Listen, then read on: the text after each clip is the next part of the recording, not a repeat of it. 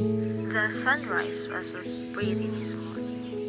It was quiet and peaceful, like the world was waiting for something.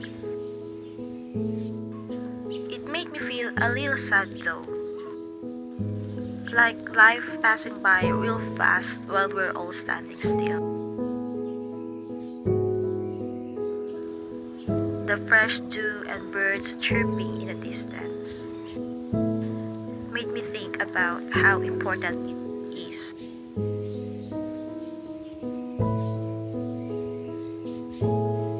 to appreciate simple things.